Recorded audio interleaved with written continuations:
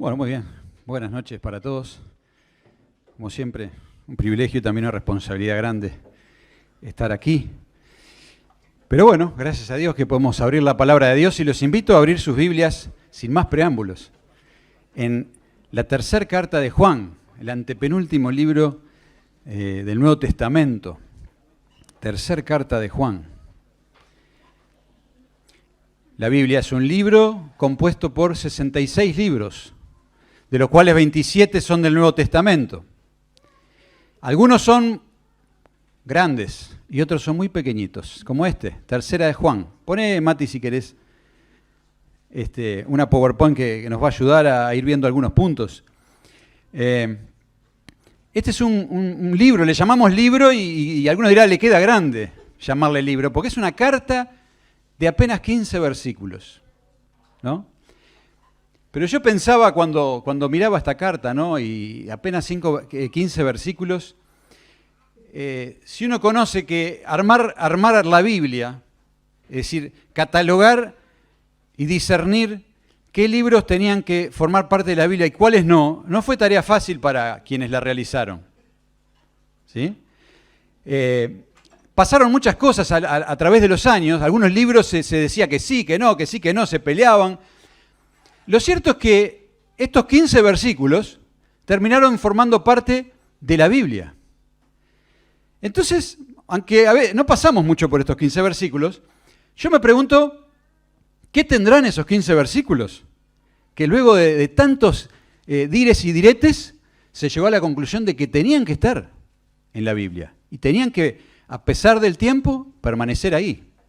Así que el desafío para nosotros hoy, en el tiempo que tenemos, es descubrir por qué estos 15 versículos llegaron hasta nosotros.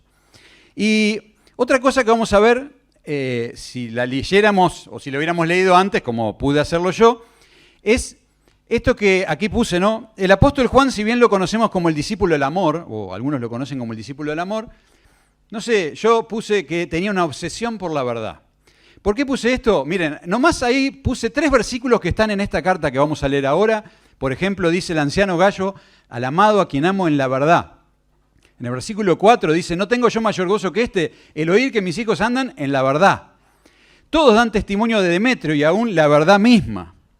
Entonces, si en 15 versículos, y aparece más veces la palabra verdad, en solo 15 versículos, es como que salta a los ojos, qué raro que Juan use tanto la palabra verdad. Y eso me llevó a hacer una pequeña investigación personal, con un software, por supuesto. Poné la otra, Mati. A ver, ¿quién era el escritor del Nuevo Testamento que más usaba la palabra verdad? Y miren lo que descubrí. Como les digo, con una herramienta, no tenía tiempo de leer toda la Biblia antes de venir acá. Pero el apóstol Juan gana por robo, se podría decir, usando 92 veces la palabra o alguna palabra derivada de esta, en tan solo 5 libros, ¿no? Tenemos el Evangelio de Juan, primera de Juan, segunda de Juan, tercera de Juan con 15 versículos y Apocalipsis, 92 veces. Y el apóstol Pablo, que escribió al menos 13 libros, algunos de ellos enormes, lo usa solamente 76 veces. Y después le sigue allá Lucas con 22. Es decir, efectivamente y matemáticamente podemos decir, el apóstol Juan tiene algo con la verdad, ¿no? Tiene un llamado de atención especial, algo que lo cautiva. Y si uno empieza a recordar con esta pista, dice, pero es cierto, el apóstol Juan es el que más habla de la verdad. Frases como esta que está aquí, Jesús dijo, yo soy el camino, la verdad y la vida, la recoge Juan, ¿no? La verdad. Y aquello, ¿se acuerdan de la mujer samaritana cuando está ahí en la fuente, en Juan 4? Dice que Dios busca adoradores que lo adoren en espíritu y en verdad. Y uno podría entrar a recorrer y dice, pero Juan todo el tiempo está usando esta palabra, verdad, verdadero, verdaderamente. Así que quería pensar, dale la siguiente. En otra frase que Juan rescata, que es muy impactante, ¿no? Que es la frase que dice Pilato cuando tiene el momento ese, la obligación de juzgar a Jesús, que lo habían entregado a Poncio Pilato, ¿no? Y ahí dice, en ese diálogo que yo lo puse ahí, entonces tú eres rey, pregunta Pilato. Y Jesús le dice, tú dices que yo soy rey. Pilato no sabía qué hacer, lo estaba enloqueciendo, ¿no? Pero tú dices que yo soy rey. Yo para esto he nacido y para esto he venido al mundo, para dar testimonio a la verdad. Todo aquel que es de la verdad, oye mi voz. Y Pilato dice, ¿qué es la verdad? Y cuando hubo dicho esto, salió. Es una tremenda pregunta esta, ¿no? ¿Qué es la verdad? Lo triste es que Pilato no esperó la respuesta, ¿no? A veces pensamos que hacemos preguntas como excusa, en realidad no queremos saber la respuesta, ¿no? Pero leí una frase por ahí de Churchill que decía que en la vida pocas veces el hombre se tropieza con la verdad. Pocas veces nos tropezamos con la verdad, pero la mayoría de las veces nos levantamos y seguimos como si nada, ¿no? Y Pilato se tropezó con la verdad porque él apareció ahí teniendo que juzgar a Jesús, que era el camino, la verdad y la vida. Sin embargo, dijo, ¿y qué es la verdad? Pero no esperó la respuesta. Esto es una tremenda pregunta, ahora vamos a ver otra, pero no podemos pasar de esta pregunta sin responder también de alguna forma, ¿no? ¿Qué es la verdad? Porque capaz que alguien vino aquí y dice, ¿qué es la verdad? ¿No? ¿Qué es la verdad? Vivimos en un tiempo donde la palabra verdad ha cambiado de significado. Se podría decir que ha cambiado, ¿no? No es lo que era antes. En el mundo en que hoy vivimos, la verdad es un concepto relativo, es una perspectiva personal. Mi verdad, se habla de mi verdad, ¿no? Y no es la misma verdad que la de Mauricio ni la de Pablo, es mi verdad. Y todos respetan la verdad de todos, pero ¿eso es la verdad? Y la Biblia nos muestra que no, que la verdad es absoluta, ¿no? Cuando uno dice, ¿qué es la verdad? Y uno dice, bueno, la verdad es lo que es lo que es cierto. Y la Biblia nos enseña que lo único que es Dios. Dios, yo soy, dice Dios, ¿no? Lo único que existe por sí mismo es Dios. Dios es amor, Dios es verdad. Jesús es Dios, Jesús es la verdad. Todo el resto dejará de ser el día que Dios decidiese que deje de ser, ¿no? Porque Él es el sustentador de todas las cosas.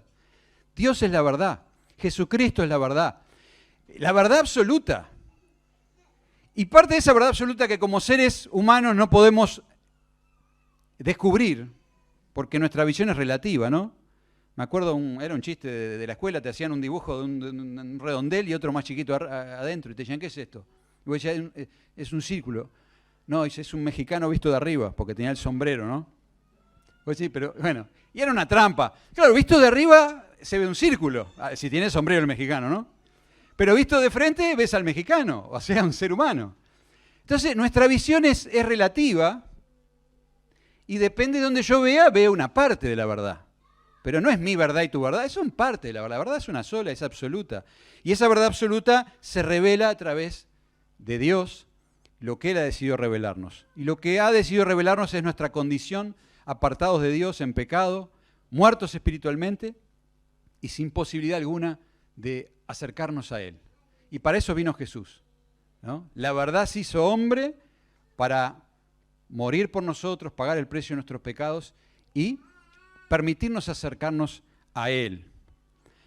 Ahora, yo puedo saber qué es la verdad, pero me vino otra pregunta muy interesante. Había una película que vi una vez, capaz que alguno la vio, se llama Cuestión de Honor, en donde a determinado momento había un general, un militar que había ordenado castigar a unos soldados que luego aparecen muertos. Entonces, en un juicio, lo empiezan a presionar para que diga la verdad. Y él no quería contestar, entonces le dicen a este acusado, conteste, ¿no? Y que sí, que no. Y dice, ¿y usted qué quiere que conteste? Y el abogado le dice, quiero la verdad. Y él le dice, usted no sabe qué hacer con la verdad, ¿no? Pero luego la termina diciendo. Pero qué interesante, ¿no? Esto, poné la siguiente, Mati, ¿no? Porque una cosa es saber lo que es la verdad y otra cosa muy interesante es saber qué hacer con la verdad. Porque yo digo que la verdad es Dios, la verdad es Jesús, la verdad está en su palabra. Y ahora yo tengo acceso a la verdad. Yo conozco la verdad. Ahora, ¿sé qué hacer yo con la verdad? Capaz que no estoy haciendo lo que tengo que hacer con la verdad. Porque no es solo conocerla. Así que en estos 15 versículos, desde mi perspectiva, Juan nos va a iluminar un poco, ¿no? Como dice ahí, el amante de la verdad nos da algunas pistas en su carta para responder a esta pregunta. Así que vamos ahí a los primeros versículos. Son pocos, así que de a poquito los vamos a ir leyendo todos. Dice el versículo 1, el anciano, que era Juan, al querido hermano Gallo, a quien amo en la verdad. Ahí va la palabra verdad. Querido hermano, oro para que te vaya bien en todos tus asuntos y goces de buena salud, así como prosperas espiritualmente. Aquí lo primero que vemos es entonces, dale a la siguiente, Mati, que creo que ahí estaban estos versículos. Es una carta escrita desde el apóstol Juan a un creyente llamado Gallo. Gallo con Y, no con doble L, ¿no? Gallo. Y le dice, querido hermano, oro para que te vaya bien en todos tus asuntos y goces de buena salud, así como prosperas espiritualmente. Es decir, Gallo era alguien que espiritualmente andaba fuerte, andaba bien, andaba firme. Andaba tan bien que Juan le dice, ojalá te fuera en la vida como te va espiritualmente. Si te fuera así, anda, hecho, ¿no? Y le escribe a este hermano. Ahora, vamos a ver qué más dice. Dale, Mati, una más. Dice, versículo 3, me alegré mucho cuando vinieron unos hermanos y dieron testimonio de tu fidelidad y de cómo estás poniendo en práctica la verdad. Nada me produce más alegría que oír que mis hijos practican la verdad. Nada me produce más alegría que oír que mis hijos practican la verdad. Y yo me preguntaba, ¿por qué se alegrará tanto Juan de oír que sus hijos espirituales practican la verdad? Y bueno, pienso que porque algunos no practicaban la verdad, ¿no? Es decir, se alegraba porque algunos practicaban la verdad, sabiendo que hay otros que no practican la verdad. La conocían, pero no la practicaban. Así que acá ya identificamos un peligro, y es que yo puedo conocer la verdad, puedo haber logrado conocer la verdad o parte de ella, y no practicarla. No practicar la verdad. Así que vamos ahí al primer punto, o la primera enseñanza, que es que la verdad se practica. La verdad es para practicarla. Y si yo no la practico, hago lo contrario, que es teorizarla. ¿Sí? La verdad se practica o se teoriza, ¿no? ¿Saben qué? La definición de teorizar es especular con el conocimiento independientemente de su aplicación. Yo no la aplico, pero en mi mente pienso muchas cosas con la verdad y hago un montón de cuentas y razonamientos, pero no lo practico. Eso es teorizar, ¿no? Como el director técnico ahí que está mostrando un cartel de lo que van a hacer en la cancha, pero otra cosa es jugar el partido, ¿no? Y, ¿saben? A veces vivimos pensando que vengo a la iglesia o venimos a la iglesia ¿para qué? Si alguien me pregunta, ¿para qué vas a la iglesia? Bueno, puedo dar muchas respuestas. Para adorar a Dios, para estar con los hermanos, Pero una es, voy a aprender más de Dios, ¿no? Voy a aprender más de la Biblia, voy a conocer la verdad. ¿Para qué lees la Biblia? Para conocer lo que Dios dice. Entonces, de alguna manera, tenemos muy claro que parte de la vida cristiana es conocer la verdad, profundizar en la verdad. Ahora, vengo, escucho, aprendo, y la pregunta final, ¿y practico?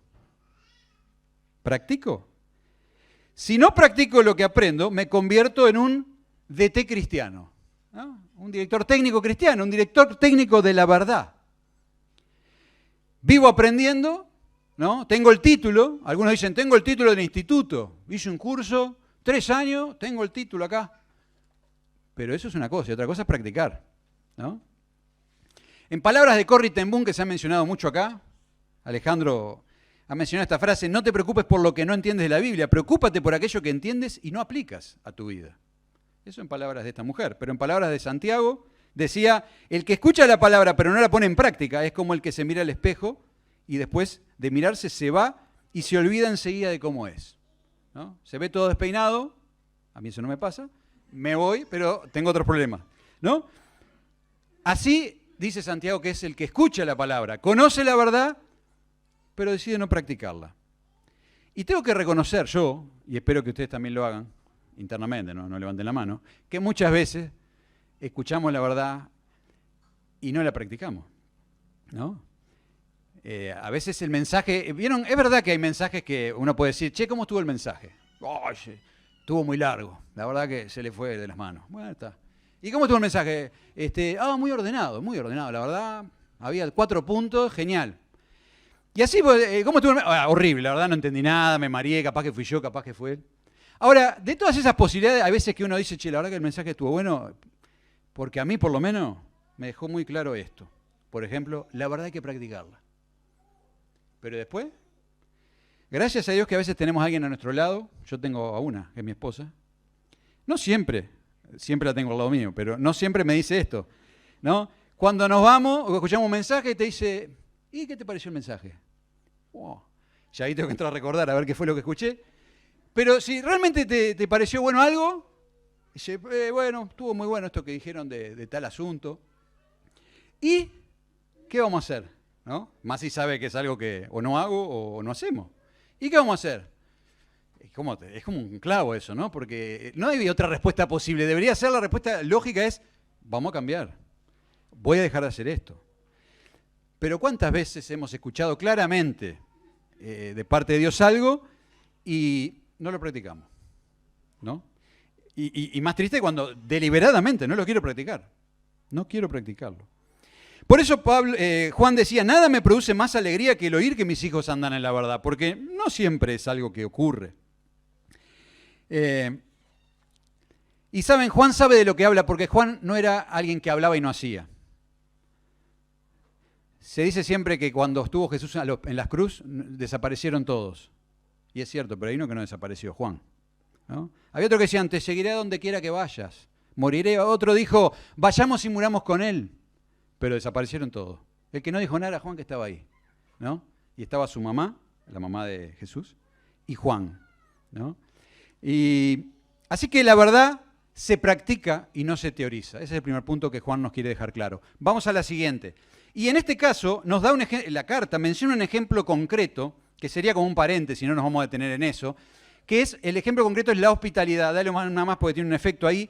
Dice así, la carta continúa. Querido hermano, le habla a Gallo, te comportas fielmente en todo lo que haces por los hermanos, aunque no los conozcas. Delante de la iglesia ellos han dado testimonio de tu amor. Harás bien en ayudarlos a seguir su viaje como es digno de Dios.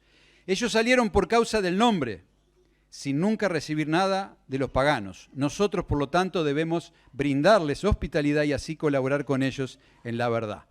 Es un caso concreto donde la verdad debía practicarse. En aquel tiempo la hospitalidad era algo muy importante. Lo sigue siendo hoy, ¿no? Pero en aquel tiempo más, era el tiempo de expansión de la iglesia, donde Jesús dijo, id por todo el mundo y predicad el evangelio. Bárbaro. Me voy para el interior, pero ¿y dónde vivo? ¿Qué como? O sea, el evangelio estaba expandiéndose y la hospitalidad era parte fundamental, ¿no? Y este hermano hospedaba a personas que ni siquiera conocía. El otro día Gustavo mencionaba en la reunión de jóvenes que tuvo la experiencia no me acuerdo, sí, de chiquito, no lo eligió él, de que en su casa se hospedaba mucha gente, ¿no? Y la bendición que eso significaba. Y bueno, quienes hemos sido hospedados sabemos que está buenísimo, ¿no? Está buenísimo el tiempo ese que uno comparte con la persona, los creyentes.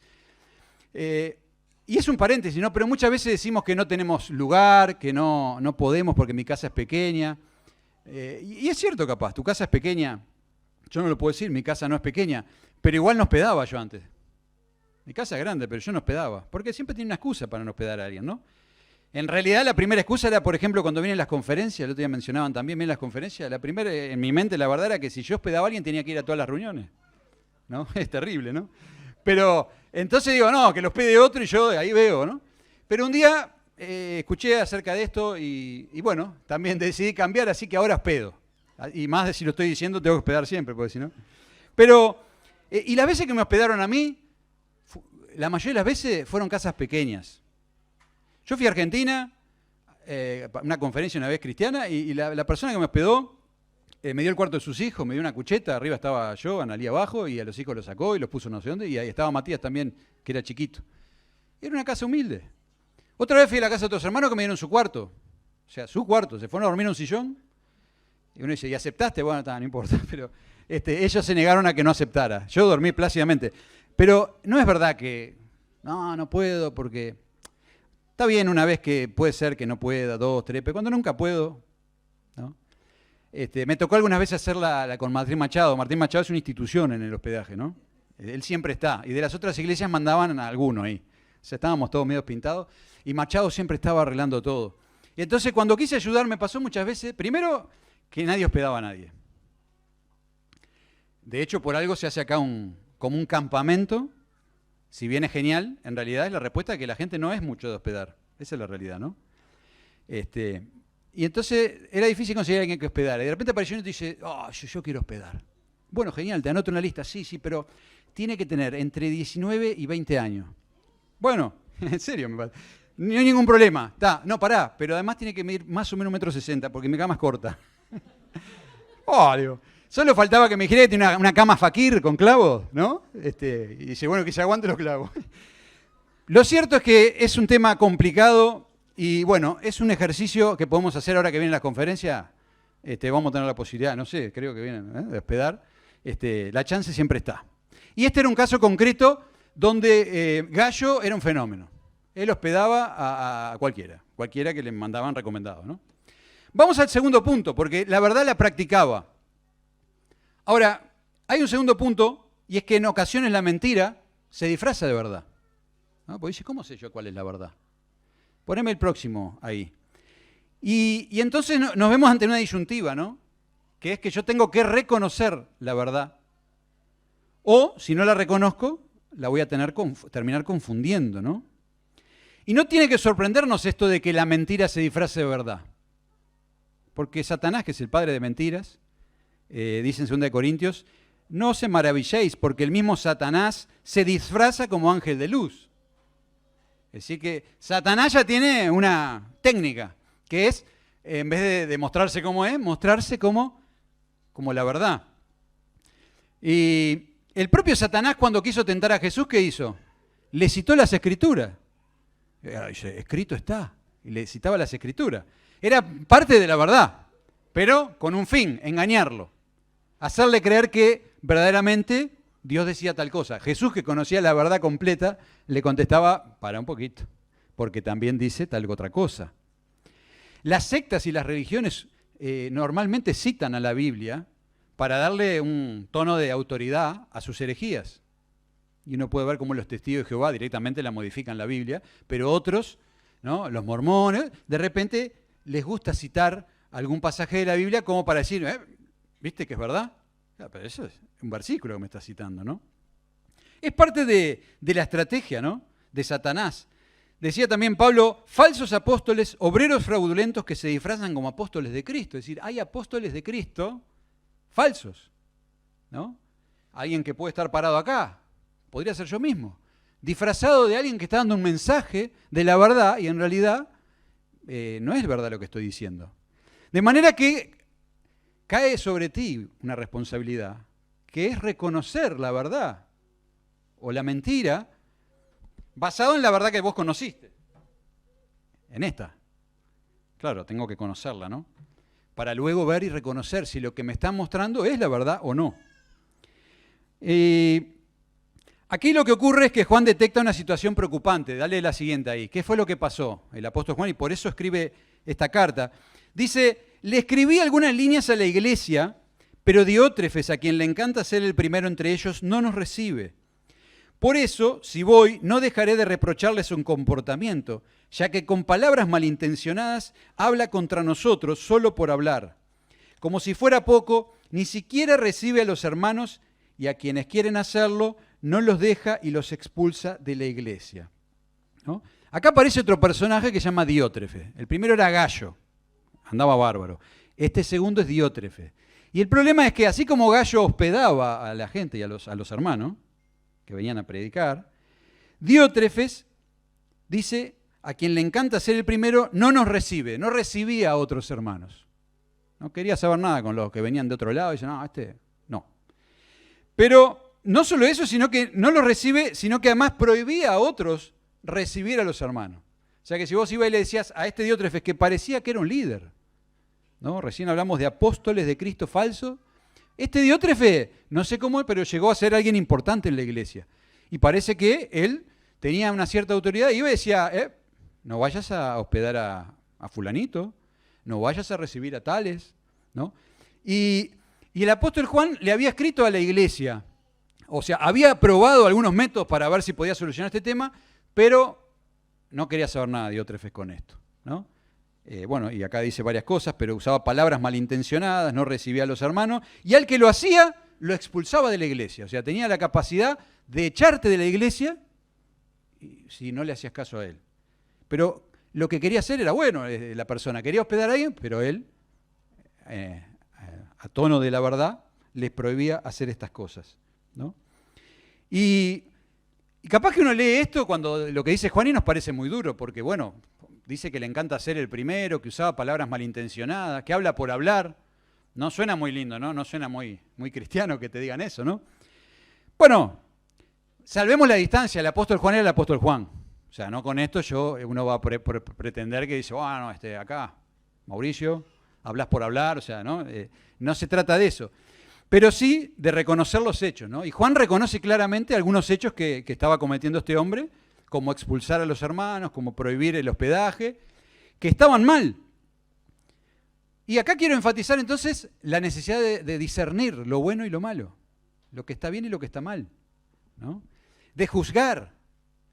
Y a veces los cristianos nos quedamos medio encerrados en ese problema de, juzgar, eso no suena bien. ¿Tengo que juzgar o no tengo que juzgar? Porque Jesús dijo, no juzguéis para que no seáis juzgados. Entonces no tengo que juzgar. Pero también Jesús dijo, juzgad con justo juicio, no según las apariencias.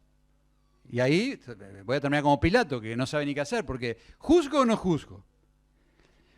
Y el tema es, bueno, ¿a qué se refiere con esto, no? Lo que no hay que hacer, lo que no tenemos que hacer es juzgar en el sentido de convertirnos en jueces que quieren condenar a otros, ¿no? Yo digo que lo que vos hacés, o lo que hay en tu corazón, como veíamos la vez pasada, ¿no? Los hermanos de David dicen, yo conozco tu maldad y orgullo, y sé por qué viniste. No conozco tu maldad, nada, no sé nada de lo que hay en tu corazón. Lo que puedo ver es lo que estás haciendo. Y puede parecerme mal a la luz de las Escrituras. Juzgar en este sentido de ir a condenar a otro está mal. Y ojo porque es muy fácil para el cristiano teórico. O sea, si yo soy ese cristiano que conoce y no practica, hice todo el curso completo. Entonces tengo la capacidad y el conocimiento para entrar a detectar las fallas de todo el mundo. Yo no practico nada, pero juzgando soy buenísimo. Eso es lo que no hay que hacer. Eso es lo que está mal. Pero ese juzgar con justo juicio hace referencia a discernir lo bueno de lo malo, ¿no? Lo que está bien de lo que está mal. ¿Y cómo logro eso? Con la madurez espiritual. Fíjense, les leo lo que está escrito ahí en Hebreos, en un rezongo que hace el escritor de Hebreos. Dice, debiendo ya ser maestros, después de tanto tiempo que venimos aprendiendo, tenéis necesidad de que os vuelva a enseñar cuáles son los primeros rudimentos de la palabra de Dios, habiendo llegado a ser tales que tenéis necesidad de leche y no de alimento sólido. Y todo aquel que participa de la leche es inexperto en la palabra de justicia, porque no la conoce, no conoce la palabra, no conoce la verdad, no sabe discernir. Dice, porque es un niño. Pero dice el versículo 14 de Hebreos 5, pero el alimento sólido es para los que han alcanzado madurez, para los que por la práctica, tienen los sentidos ejercitados en el discernimiento del bien y del mal. Es decir, cuando yo conozco la verdad, cumplo el primer punto, que es la pongo en práctica, eso me arrima, me ayuda a discernir las cosas que están bien de las cosas que están mal. Porque lo conozco en la práctica, no en la teoría, ¿no? La teoría es una cosa, la práctica es otra. Y Juan en este sentido es bien práctico, le gusta la práctica, ¿no? Hay que ejercitarse en las cosas de Dios. También ese es el consejo que Timoteo le da a Pablo, ¿no? Dice, desecha las fábulas profanas, ¿no? Deja de hablar y teorizar, ¿no? No te preocupes por eso, ejercítate para la piedad. Practicá. Y cuando vimos hace un tiempito en la escuelita dominical, promociono ya ahora las lecciones de la escuela dominical, vimos hace un tiempo Primera de Juan, ¿no? Primera de Juan, Segunda de Juan, vimos todo. Decían, Juan es blanco-negro, es muy, chao, esto es así. Y vemos muchas frases de Juan que justamente apuntan a ser práctico y no teórico, ¿no? Y él dice, Primera de Juan 1:4, el que dice, yo le conozco y no guarda los mandamientos, el tal es mentiroso. Verso. O sea, Juan es así. Vos decís tal cosa, pero en la práctica no la sé.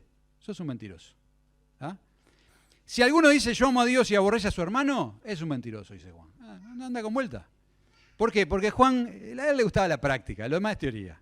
Y en la práctica, cuando vos conocés la práctica, no te engañan. El problema también es cuando yo mismo me estoy engañando, ojo, ¿no? Porque yo también a veces me quiero hacer el que practico y en realidad no estoy practicando nada. Así que otro punto es, la verdad hay que reconocerla. De lo contrario, la voy a estar confundiendo. ¿Y qué hago cuando reconozco que algo en realidad está mal, disfrazado de verdad? ¿No? Dijimos que no había que juzgar al hermano ahí para matarlo, sino, como también nos habla Hebreos, miremos si alguno está como enfriado, apartado, con corazón duro, para ir a exhortarlo, animarlo, no para ir a matarlo. El propósito es la edificación, el amor. ¿Qué hago cuando yo identifico algo que está mal? Vamos al otro. Tercer punto, tenemos 4, y estos son más cortos. La verdad se protege o se descuida, ¿no? Ahí tenemos unos guardias protegiendo algo, o otro que se deja punguear ahí en la calle, va distraído, y se la roban, ¿no? ¿Quién tiene que proteger la verdad? ¿Los ancianos solamente?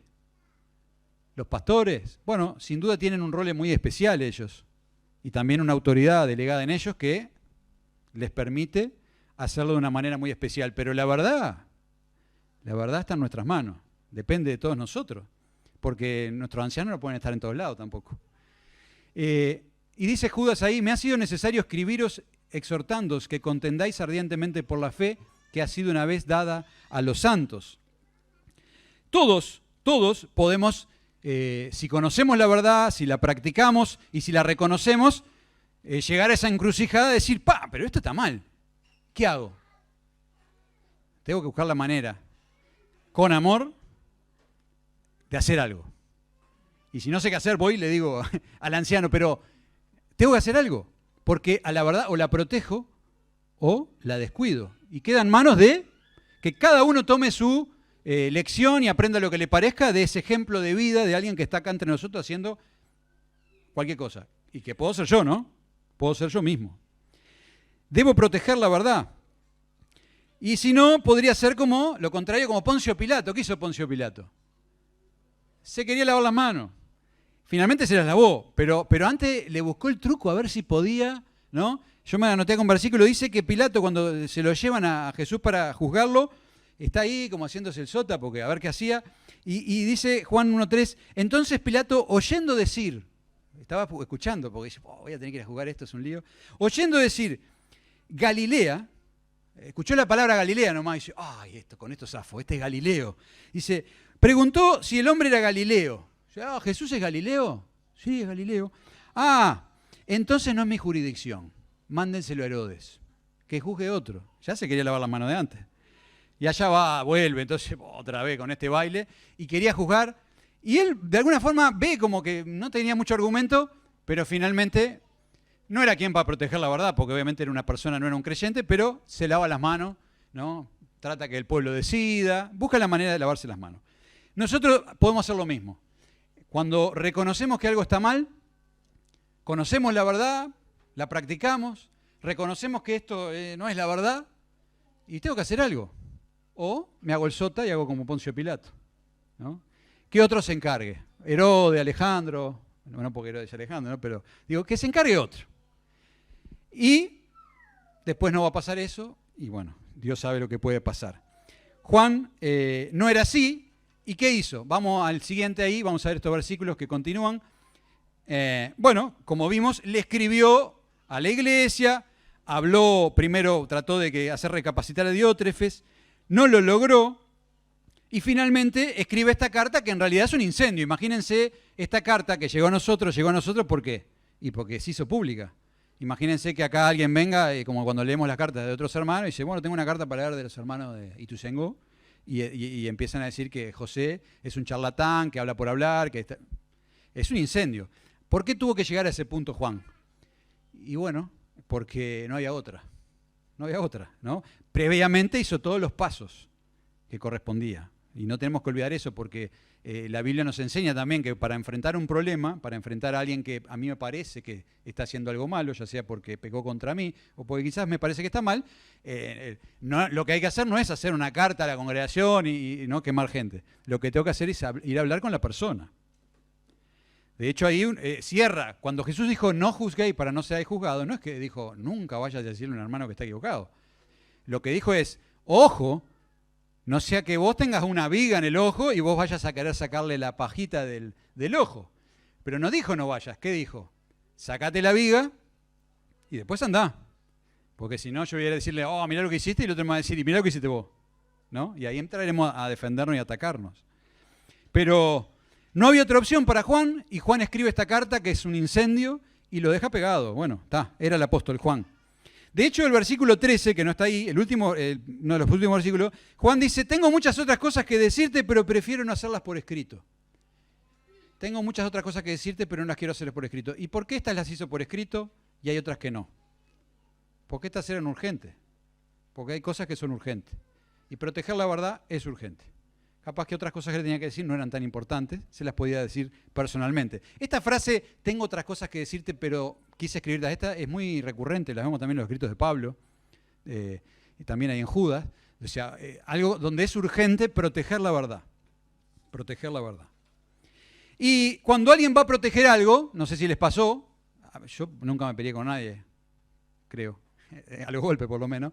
Tenía un vecino que siempre andaba a las piñas en el campito de a 3 cuadras de casa, y después lo volví a ver años después y le decía, ¿te acordás cuando vos vivías siempre a los golpes? Y decía, yo siempre vivía a los golpes, y dice, pero algunas yo también le metía. Pero lo cierto es que cuando uno va a la disputa, no sé, le pegará alguna, pero te van a pegar alguna también, ¿no? Entonces, cuando uno va a proteger la verdad, también puede salir lastimado. Una, porque te demuestren que la verdad no era la que vos tenías. Otra, porque el que esté equivocado, aunque esté equivocado, se va a querer defender y vaya a saber lo que pueda pasar. Pero, ¿estoy dispuesto a proteger la verdad? A pesar de las consecuencias, ¿no? Decía el apóstol Pablo que llevaba las marcas de Cristo, ¿no? Las cicatrices también. Él sí sabrá lo que era proteger el evangelio y la fe. Estamos hablando de proteger la verdad, ¿no? No cualquier punto de vista disparatado. Estamos hablando de la fe, la verdad, la palabra de Dios, el evangelio, lo que realmente importa y la práctica de eso. Finalmente, en ocasiones no va a ser fácil proteger la verdad. Quizás hasta no sienta yo que estoy en una posición donde pueda hacerlo y quizás realmente no pueda hacer mucho. Quizás sean otros. Pero hay algo que siempre voy a poder hacer y es lo que Juan le pide a Gallo que haga. Vamos a la última, Mati. En la última es lo único que Juan le pide a Gallo que haga. Le dice, querido hermano, no imites lo malo, sino lo bueno. El que hace lo bueno es de Dios y el que hace lo malo no ha visto a Dios, ¿no? Y ponía ahí, no es posible permanecer neutral, ¿no? Eso de Poncio Pilato, me lavo las manos, que sea lo que Dios quiera. En realidad, más allá de lo que haga, si logro proteger o no, es imposible permanecer neutral ante una verdad distorsionada, porque en el fondo somos imitadores, ¿no? La fe se traspasa por imitación, por ejemplo, imitación también, ¿no? Jesús dijo, id por todo el mundo y predicar el evangelio y haced discípulos. Haced aprendices es la palabra más exacta. Y la Biblia nos muestra muchas veces que el discípulo aprendía por el ejemplo del maestro, ¿no? Jesús dijo, porque ejemplo os es dado para que como yo os he hecho, vosotros también hagáis. Jesús nos daba ejemplo de lo que había que hacer. Pablo decía, hermanos, sed imitadores de mí. Y mirad a los que así se conducen según el ejemplo que tenéis entre nosotros. O sea, Pablo decía, imítenme a mí e imiten a los demás que imitan a Cristo. Y a Timoteo también le dice, tenés que ser ejemplo, en palabra, en conducta, en amor, en fe, ¿no? El ejemplo es muy importante, porque yo, aunque no me dé cuenta, en realidad estoy dando ejemplo de lo que es un cristiano. Y a su vez estoy imitando constantemente a otros que son cristianos. Y yo imito acá, imito lo que veo. Tengo que tener la capacidad de reconocer si lo que estoy imitando estaba bien o no también, ¿no? Porque si no... Esto pensaba yo cuando uno tiene una responsabilidad también con los adolescentes, con los jóvenes, con lo que fuera. De repente uno dice, sí, yo, como ellos me imitan, yo en tal reunión que siempre estoy, le trato de mostrar, y de repente en otra no estoy, y capaz que ese muchacho, ese joven, viene a otro ámbito, a otra reunión, y no me encuentra a mí, ¿no? Y no está no estoy para que me imite, pero por lo menos va a poder imitar que cada tanto estoy, cada tanto no estoy, ¿no? Todos estamos imitando constantemente cosas. Y el consejo de Juan es, no imites lo malo, sino lo bueno. De alguna forma ahí hay una foto, ¿no? El bebé, es lindo ver cuando uno imita lo bueno, o el hijo que imita al padre, y cuando uno imita una idea deformada de lo que es algo bueno, y me acordaba Michael Jackson, ¿no? Que dicen, no sé, él decía que tenía una enfermedad que le sacaba el color de la piel, pero se decía que se operaba constantemente porque quería ser blanco. Y lo logró, porque quedó blanco, pero quedó horrible, pobre, ¿no? Entonces, ese concepto que él perseguía de su verdad, en realidad es una atrocidad, quedó totalmente deformado, ¿no?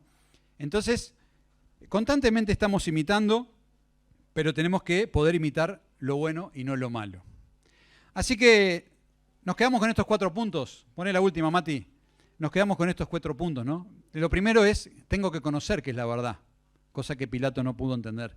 Pero si hemos conocido la verdad está en Dios, la verdad está en Jesús, la verdad está en su palabra. Tengo que practicarla y no ser un cristiano teórico, cosa que muchas veces hacemos. Tengo que reconocerla, ¿no?